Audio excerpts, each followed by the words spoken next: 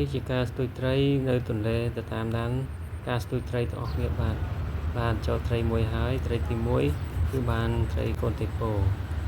នេះកូនថេពោបងប្អូនស្ទូចនៅទន្លេជ្រោយចង្វាយើងហ្នឹងបងប្អូននេះ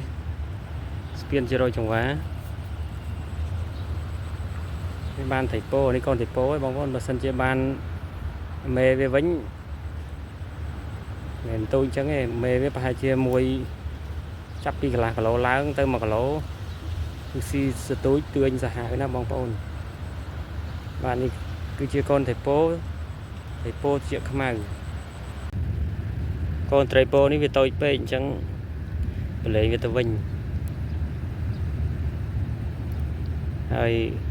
យក្រោយនឹងបានធំហៅមេរបស់ឯងមកណាលេងវាទៅវិញហើយតូចពេក